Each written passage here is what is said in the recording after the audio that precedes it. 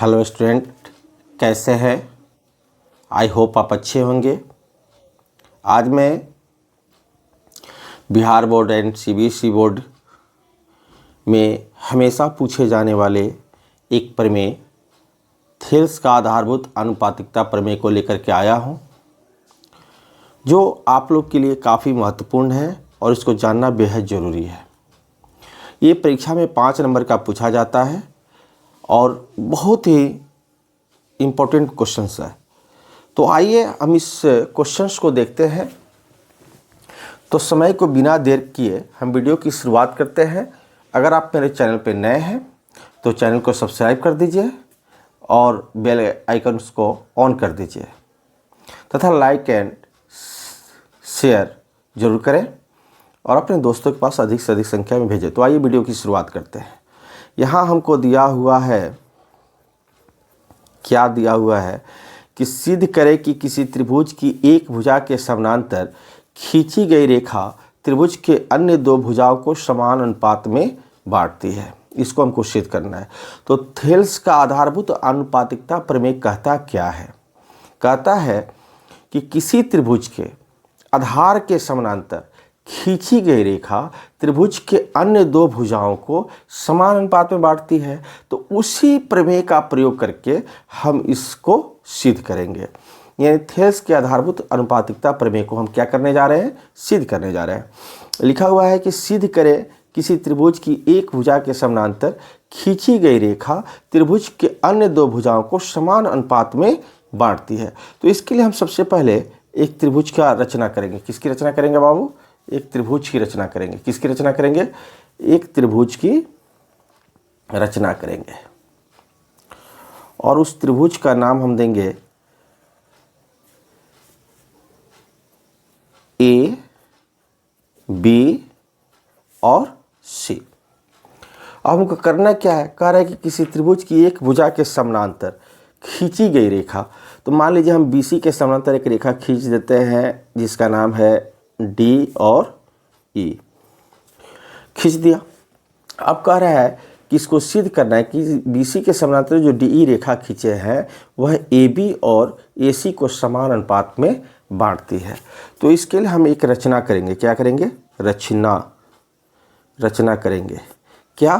तो बी से ई को तथा सी से डी को मिलाएंगे। बी से ई को तथा डी से सी को मिलाया एवं अगला काम क्या करेंगे? हम डी से ए सी पर लंब खींचेंगे, इसका नाम दे देंगे एम, और ई से ए बी पर लंब खींचेंगे जिसका नाम हम दे देंगे एन, जो ए बी से कहाँ आके मिल रहा है? एन पर। एवं डी से लंब डी एम तथा ई से लंब ई एन खींचा। ठीक है, ये हमारा हो गया। अब हम करेंगे क्या कि त्रिभुज, देखिए ए डी ई, अब ए डी ई का क्षेत्रफल निकालेंगे। ए डी ई का क्षेत्रफल निकालेंगे। हम जानते हैं कि त्रिभुज का क्षेत्रफल बराबर क्या होता है? 1/2 गुने आधार गुने ऊंचाई होता है, यानी बेस गुने हाइट। अब इस त्रिभुज में जो है आधार हमारा क्या है? एडी है, क्योंकि देखिए लंब ई एन जो है एडी पर खड़ा है, तो जिस पर लंब खड़ा होता है वही क्या होता है? आधार होता है। तो हमारा हो जाएगा 1/2 एडी गुने एडी गुने लंब क्या है? E N. अब हम त्रिभुज लेंगे डी बी ई, त्रिभुज डी बी और ई का हम क्या निकालेंगे? क्षेत्रफल निकालेंगे। तो इसका भी होता है 1/2 गुने आधार गुने ऊंचाई, चूंकि समकोण त्रिभुज है और समकोण त्रिभुज का क्षेत्रफल बराबर क्या होता है 1/2 गुने आधार गुने ऊंचाई। अब यहाँ देखिए 1/2 क्या हो गया 1/2 और आधार इसका क्या है BD है, क्या है BD। और चूंकि BD के बढ़े हुए भाग पर EN लंब है तो इस त्रिभुज की ऊंचाई भी क्या हो जाएगी EN। तो अब हम क्या करेंगे त्रिभुज ADE का क्षेत्रफल लिखेंगे। त्रिभुज ADE का क्षेत्रफल बटा त्रिभुज DBE का क्षेत्रफल। त्रिभुज DBE का क्षेत्रफल निकालेंगे। ठीक है, तो क्या होगा ADE का क्षेत्रफल क्या है 1/2 गुने AD गुने EN, 1/2 गुने AD गुने EN। और इसका क्या है 1/2 गुने BD गुने EN। एक चीज आप देखें तो EN से EN कट गया, 1/2 से 1/2 कट गया, हमारा क्या बचा AD by BD, AD by BD। हम इसको मान लेते हैं 1, क्या मान लेते हैं 1। अब इसी तरह से फिर इस त्रिभुज को लेते हैं ADE का क्षेत्रफल निकालते हैं। त्रिभुज ADE का क्षेत्रफल, ध्यान दीजिएगा ADE का क्षेत्रफल एक बार हम लंब EN लिए थे, यहाँ पे देख लीजिए। अब लंब क्या लेंगे DM लेंगे और आधार किसको लेंगे AE को लेंगे, क्योंकि AE पर DM लंब है तो हम AE को आधार लेंगे। तो 1/2 यानी बेस क्या है हमारा AE, यानी आधार है हमारा AE और हाइट यानी ऊंचाई है DM। अब हम त्रिभुज लेंगे EDC का क्षेत्रफल। त्रिभुज EDC का क्षेत्रफल, EDC का क्षेत्रफल 1/2, इसका आधार क्या हो जाएगा EC।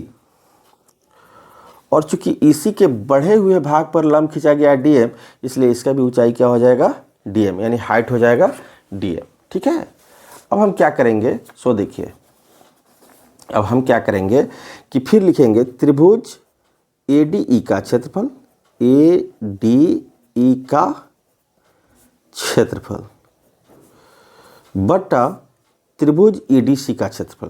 त्रिभुज EDC का क्षेत्रफल क्या होगा हमारा, देखिए होगा ये कि ADE का क्षेत्रफल है 1/2 गुने AE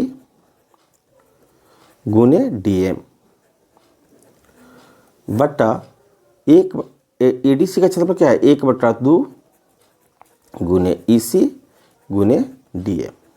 DM से DM गया, 1/2 से 1/2 गया, ये आ गया हमारा AE बटा EC।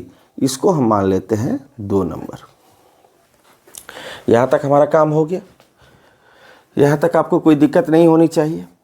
अब देखिए यहाँ पे जो हमारा त्रिभुज बना हुआ है, ये वाला आकृति जो आप देख रहे हैं, तो BDE का भी देखिए BDE ये एक ही समानांतर रेखा के अंदर है, DE और BC। कौन BDE और EDC दोनों एक ही समानांतर रेखा के अंदर में है और दोनों का आधार भी जो है हमारा एक ही है। दोनों का हमारा आधार क्या है DE है, BDE का भी आधार DE है और DCE का भी आधार DE है। तो हम जानते हैं, हम देखिए यहाँ पे हम जानते हैं, क्या लिखेंगे, हम जानते हैं कि अगर दो त्रिभुज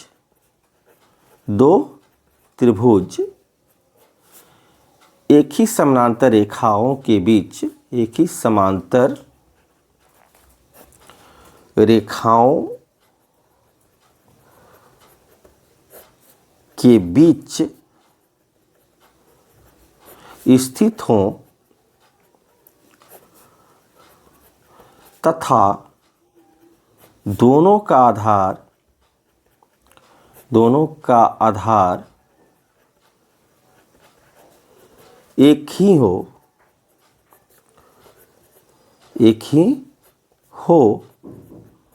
तो वे त्रिभुज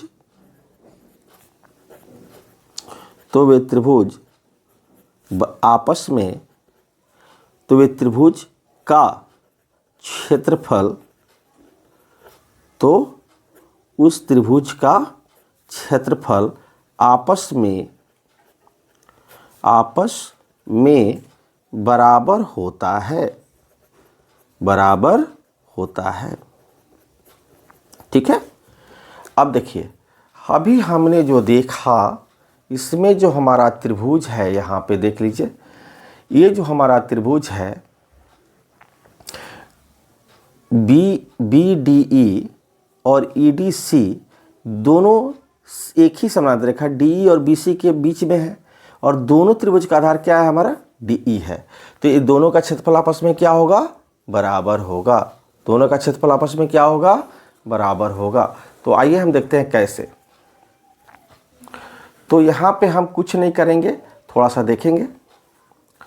देखिए कैसे बराबर होता है। तो त्रिभुज, चूंकि यहाँ लिखेंगे, चूंकि DE समानांतर है BC के, DE की समानांतर क्या है, BC, और त्रिभुज DBE तथा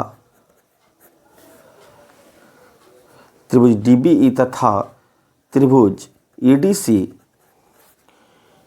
दोनों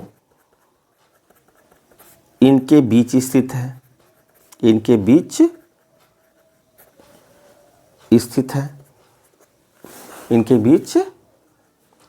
है,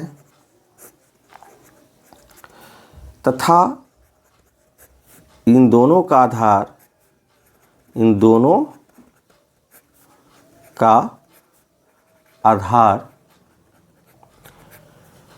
DE है। दोनों का आधार क्या है, DE है। इसलिए त्रिभुज DBE का क्षेत्रफल बराबर होगा त्रिभुज EDC का क्षेत्रफल। अब हम चलते हैं एक से। तो एक में हमारा क्या कर रहा है, सो देखिए, त्रिभुज ADE का क्षेत्रफल बटा त्रिभुज DBE का क्षेत्रफल बराबर AD/BD। तो DBE और EDC आपस में बराबर हैं, तो हम DBE के जगह पर EDC को क्या कर देंगे, लिख देंगे। तो यहाँ लिखेंगे त्रिभुज ADE का क्षेत्रफल बटा DBE के जगह पर हम किसको लिख देंगे, DBE और EDC आपस में बराबर, तो DBE के जगह पर हम किसको लिख देंगे, त्रिभुज ADC का क्षेत्रफल बराबर क्या हो जाएगा, AD/BD। इसको हम मानते हैं 3 नंबर। अब यहाँ एक चीज़ देखिए, त्रिभुज DEC का क्षेत्रफल बटा त्रिभुज EDC का क्षेत्रफल, और आप यहाँ देखेंगे 2 नंबर में, तो त्रिभुज ADE का क्षेत्रफल बटा त्रिभुज EDC का क्षेत्रफल, यानी दोनों सेम है। तो हम यहाँ लिखेंगे, क्या लिखेंगे कि 2 और 3 से,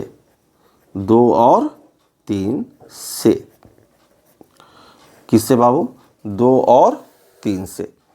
तो 2 में क्या दिया हुआ है देख लीजिए, 2 में दिया हुआ है त्रिभुज ADE का क्षेत्रफल, तो 2 और 3 से त्रिभुज ADE का क्षेत्रफल बटा EDC का क्षेत्रफल 2 में भी है, और त्रिभुज DEC का क्षेत्रफल बटा ADE का क्षेत्रफल बटा EDC का क्षेत्रफल 3 में भी है।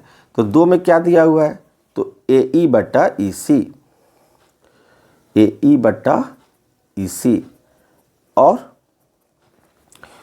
3 में क्या दिया हुआ है, 3 में, तो 3 में देखिए लिखा हुआ है, यहाँ पे क्या लिखा हुआ है, AD/BD। तो हम यहाँ क्या लिख देंगे, यहाँ हम लिख देंगे AD/BD। अब थोड़ा सा ध्यान दीजिए, यहाँ पे थोड़ी सी ध्यान दे देंगे तो समझ में आ जाएगा। यहाँ जो त्रिभुज आपको दिया हुआ है, यहाँ जो त्रिभुज आपको दिया हुआ है ABC का क्षेत्रफल, तो DE समानांतर है BC के, तो AD/DB, तो देखिए AD/BD, ठीक है। इसका जो अनुपात है वही अनुपात किसका है, AE बटा EC का। अतः ये दोनों आपस में क्या है, समानुपातिक है, यानी दोनों का अनुपात सेम है। यही तो हमको प्रूव करना था, यही हमको क्या करना था, प्रूव करना था। तो आई होप, मैं आशा और विश्वास करता हूँ कि आप लोगों को थेल्स का जो प्रमेय है, कौन सा प्रमेय, आधारभूत अनुपातिकता प्रमेय, इसको कैसे सिद्ध किया जाता है, आप लोग बहुत बेहतर और अच्छे तरीके से समझ गए होंगे। अगर आपको वीडियो आज का अच्छा लगा हो तो प्लीज़ लाइक और कमेंट अवश्य करें, क्योंकि आपका लाइक और कमेंट ही हमारे मेहनत का फल होता है। और अपने दोस्तों के पास अधिक से अधिक शेयर करें ताकि वे भी इससे लाभान्वित हो सके। थैंक यू, धन्यवाद।